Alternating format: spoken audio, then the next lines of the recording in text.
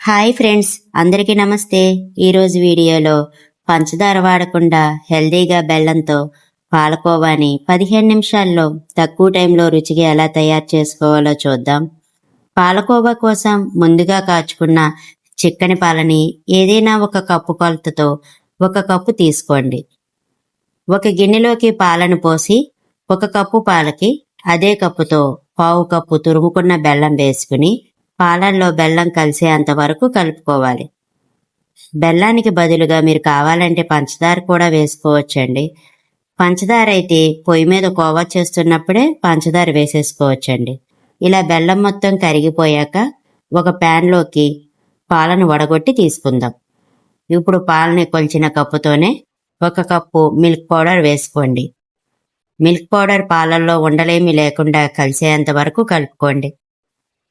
బెల్లంతో పాలకోవా చేస్తున్నాం కదండి, టేస్ట్ ఎలా ఉంటుందో అనుకోవద్దు.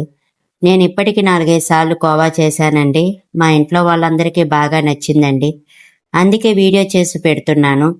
ఇలా ఉండలేమి లేకుండా బాగా కలుపుకొని స్టవ్ ఆన్ చేసి ఈ ప్యాన్ని పొయ్యి మీద పెట్టుకుని మంటను మీడియం టు హై ఫ్లేమ్లో పెట్టి ఉండలు కట్టకుండా కలుపుకుంటూ ఉండాలి.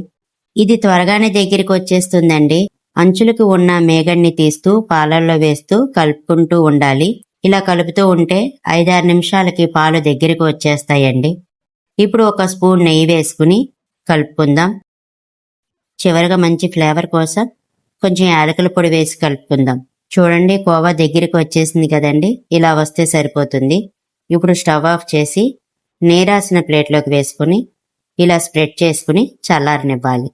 ఇది పూర్తిగా చల్లారిన తర్వాత ఫ్లాట్గా ఉన్న గ్లాస్ గాని గిన్నె గాని తీసుకుని ఒకసారి మొత్తం అంతా ఇలా మ్యాష్ చేయండి. ఇలా చేస్తే కోవా సాఫ్ట్గా వచ్చి చాలా బాగుంటుందండి. చూడండి, ఇలా పిండి ముద్దలాగా కలుపుకోవాలి.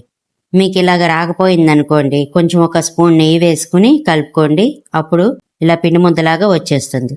కొంచెం కొంచెం మిశ్రమాన్ని తీసుకుని రౌండ్ బాల్ లాగా చేసుకుని కోవా చేసుకోవడమేనండి. ఇలాగే మొత్తం మిశ్రమంతో కోవాలు చేసుకుందాం. పైన గుమ్మడి గింజలతో గార్నిష్ చేసుకున్నానండి. చూడండి, కోవా ఎంత సాఫ్ట్గా ఎంత బాగా వచ్చిందో. వీడియోని ఇస్తే కనుక లైక్ చేయండి ఫ్రెండ్స్. Thanks for watching.